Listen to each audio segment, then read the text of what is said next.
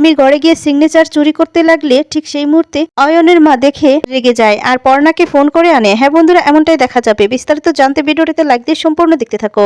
গল্পের শুরুতেই দেখা যায় আমাদের বাড়িতে ঈশা মধুমিতা নামে সেই মেয়েটিকে পাঠায় আর তখন বলতে থাকে আমার কিছু কথা ছিল। আর তখনই কথা বলতে না চাইলে ঈশার কথা বলে যে ঈশা আমাকে এ বাড়িতে পাঠিয়েছে, মৃত্যুর আগে আমাকে বলে গিয়েছিল তোমাদের কাছে আসতে। এরপর সেই মেয়েটিকে ভিতরে যেতে দেয়। এদিকে দেখা যাবে সৃজনের বাবা পর্ণাকে বলছে সৃজনের এই ব্যাপারটা নিয়ে এখন এতটা মাথা ঘামানোর কোনো প্রয়োজন নেই। আমার মনে হচ্ছে ওকে একটু টাইম দিতে হবে, একটু টাইম দাও, দেখবে সবকিছু ঠিক হয়ে যাবে, তুমি টেনশন করো না, কিছু হবে না। তখন বলে তাই যেন হয় বাবা, যেন একদম সুস্থ হয়ে যায়, ভালো হয়ে যায়। আর এদিকে দেখা যায় অয়নকে বলতে থাকে যে ঈশার সাথে আমার জেলেই আলাপ হয়েছিল। আর তখন অয়ন বলে আচ্ছা তাহলে আপনি জেলের বাহিরে কেন? আসলে আমার সাজার মেয়াদ শেষ হয়ে গিয়েছিল, কিছুদিন আগেই আমি জেল থেকে বের হয়েছি। আমি জেলে থাকাকালীন না ঈশা আপনাদের কথা খুব বলতো, কি বলেছিল যে বাইরে বাড়ানোর আগে যাতে করে আমি বাহিরে বের হবার পর আপনাদের সাথে একবার দেখা করি। ও আপনাদেরকে নিয়ে খুব চিন্তিত ছিল। মমিতা তখন বলে কি ঈশা আমাদেরকে নিয়ে চিন্তা করতো? তখন বলে হ্যাঁ, তোমরা যে বাড়ি থেকে বেরিয়ে এসেছিলে আর কি খাচ্ছ, কোথায় থাকছো, সবটাই আমাকে বলেছে। অয়ন তারপর মনে মনে বলতে থাকে এই ব্যাপারটা আমার কেমন ঠিক লাগছে না, ঈশা আমাদের এই সমস্ত বলেছে আমাদের ব্যাপারে। এরপর সেই মহিলাটি ববিতা সে বলতে থাকে কি ব্যাপার, তোমাদের আমার কথা বিশ্বাস হচ্ছে না তাই না? আর তখনই অয়ন বলে একটা কথাই আমি বুঝতে পারছি, ঈশা আমাদেরকে। আর তখনই বলে দেখো আমি মরা মানুষকে নিয়ে কেন মিথ্যে বলবো তোমাদের কাছে বলো? তাছাড়া জেল থেকে তো ও তোমাদেরকে ফোনও করেছিল সাহায্য চাওয়ার জন্য। মমিতা বলে হ্যাঁ, কিন্তু আমরা কি করে সাহায্য করতাম বলেন তো, দেখছেন তো আমাদের কি অবস্থা। আসলে ও বলেছিল তোমরা কি করেই বা টাকার ব্যবস্থা করবে, তোমাদেরকে খুব ভালোবাসতো না, তাই তোমাদের কথাই বলেছে। তখন বলে আপনি ঠিক এই সমস্ত কথাগুলো বলতেই এখানে এসেছেন? তখন বলে না না, তোমাদেরকে তো আসল কথাটাই বলা হলো না, তোমরা কিভাবে বাঁচতে পারবে তার একটা উপায় আমাকে বলে দিয়ে গেছে। মমিতা বলে হ্যাঁ কি উপায়? আর তখন বলে আমার তো অনেক জায়গায় চেনা জানা আছে, আর সেই ব্যাপারে আমি ঈশার সাথে কথা বলতাম। ঈশা তখন আমাকে বলেছে তোমরা নাকি দত্ত বাড়ির মালিক হতে চাও। হ্যাঁ আমি বলেছিলাম যে বাড়ির মালিকের সইটা জাল করতে পারলেই আমি তোমাদের নামে সবকিছু লিখে দেবো।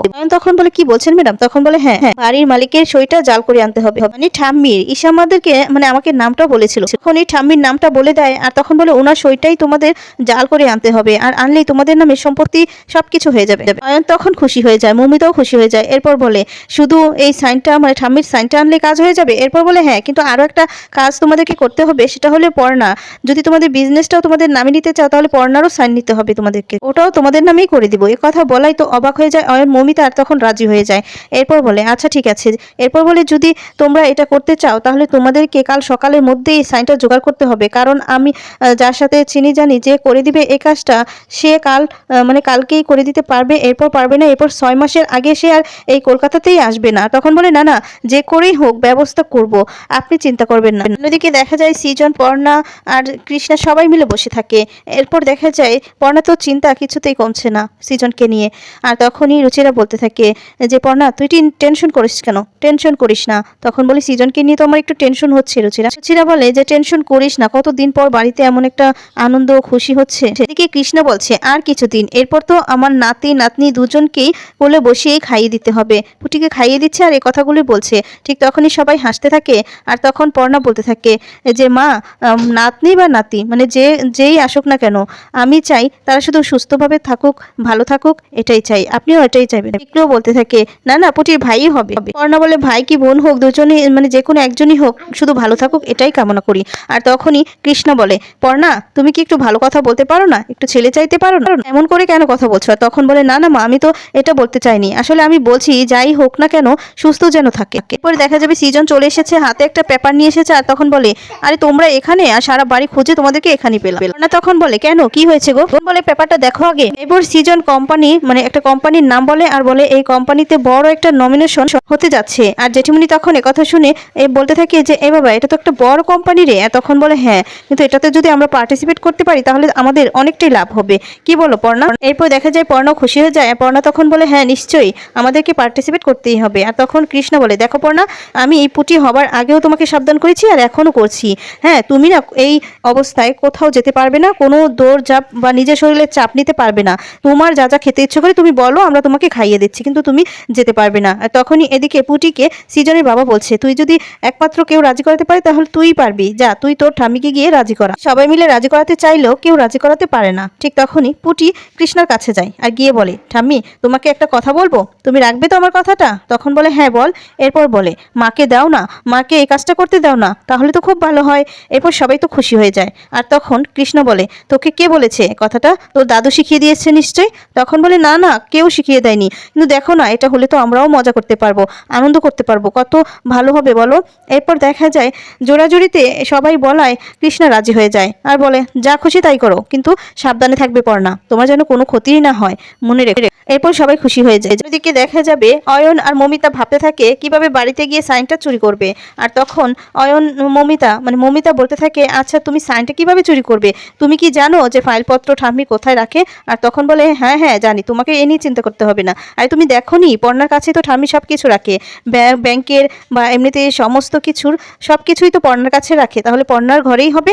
এই বলে অন্যদিকে দেখা যাবে সৃজন সবাই মিলে কিভাবে কি করবে সেই সমস্ত কথাগুলো বলতে থাকে। পার্টিতে গিয়ে কি কি করা যায়, তখন বলে এই পার্টিসিপেটে এমন কিছু করতে হবে যাতে করে সবার থেকে ইউনিক হয়। জিরা বলে পর্ণা থাকতে সমস্যা কিসের, চিন্তা কিসের, পর্ণা কিছু একটা ভাবনা।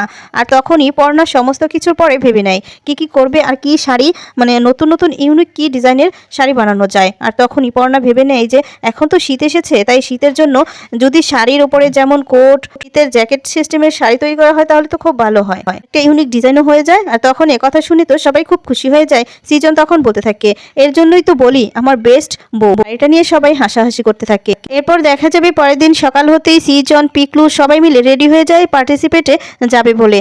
আর তখনই কৃষ্ণা চলে এসেছে জল নিয়ে, আর জল নিয়ে পর্ণাকে বলে সমস্ত কিছুর মাঝখানে তো ভুলেই গিয়েছো যে জলটা নিতে হবে, নাও এই জলটা সময় মতো খেয়ে নেবে, ঠিক আছে।